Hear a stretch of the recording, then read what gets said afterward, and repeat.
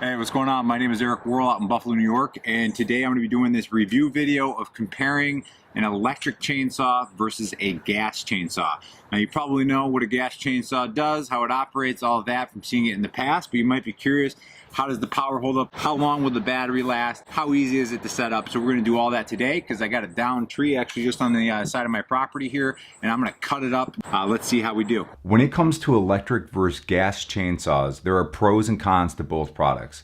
In my opinion, the pros of a gas-powered chainsaw are that you can prep for a full day of work by having a spare gas can ready.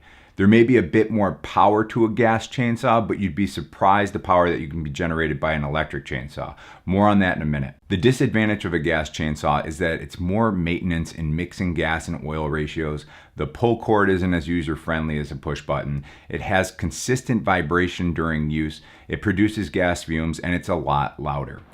If you've watched some of my other videos, you know I'm a big fan of the Ego power line of tools. One of the things I like is that if you get a battery, it works with all the other devices. So this is actually a fully charged battery that is a year old that I've used for lawn mowing and leaf blowing, so it's got some mileage on it.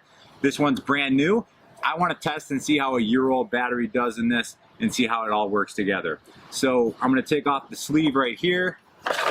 So you've got a 16-inch blade on this one. I apologize if you're getting a little bit of the wind noise. I'll try and take that out of the video.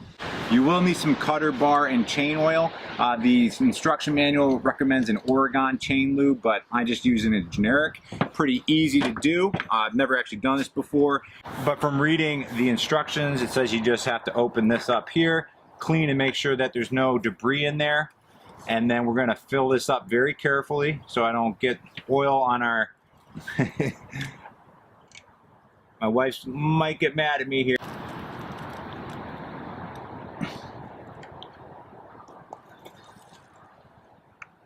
That's the min line, that's the max line. So I'm not seeing this show up yet, so I'm gonna give this a little bit more oil here. The battery is always gonna come in through the side. This is the release trigger. So it's gonna come in just like this. And you hear that click. And then with this particular model, you can see that there is a brake. It's locked if this is forward, and if this is back, it's unlocked, locked, unlocked. And I'm gonna put my makeshift protection on there. And so let's see what this sounds like. So this is back, you push this in, and then pull the trigger.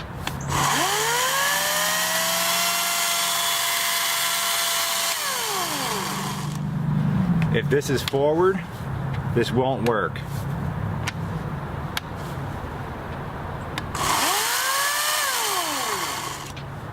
A gas-powered chainsaw can be up to 119 decibels, where the Ego chainsaw comes in at about 80 decibels. Either way, you want to wear ear protection to reduce the potential harm caused to your ears by a chainsaw.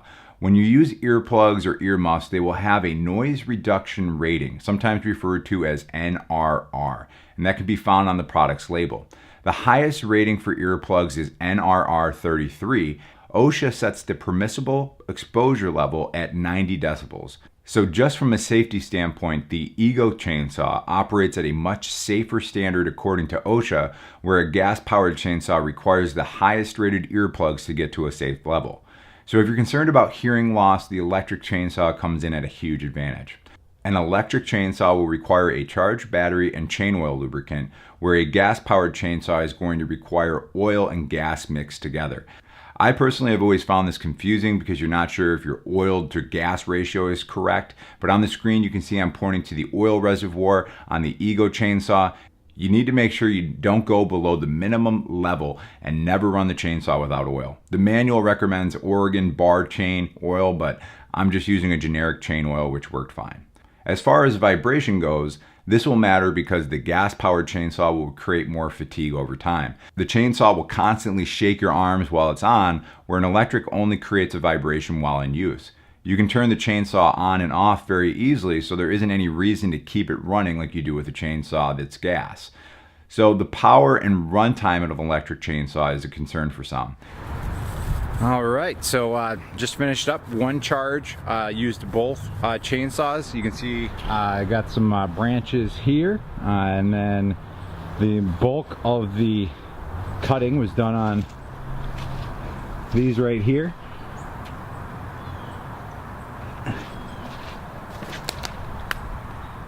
In my case, I was able to finish my project no problem on one charge. On the screen now, you can see user-submitted reviews of the Ego chainsaw showing projects that have been finished on one charge. And here you'll see larger trees than the one that I was working on. These might be helpful for you if you have concerns about the charge time. One of the nice aspects of an electric is that there are no gas fumes as well. From a health standpoint alone, you have less to worry about with ear damage and you're not breathing in gas fumes while working on your project. One of the nice things about Ego line is that all their batteries are interchangeable with all of their products. I can use the same battery to mow my lawn, blow my leaves, and cut down trees. Here you can see that they have what's called a power head, and one of the attachments is a pole saw. This is pretty handy for cutting down limbs up high, but it can also cut through a decent sized tree as I'm highlighting on the screen right now.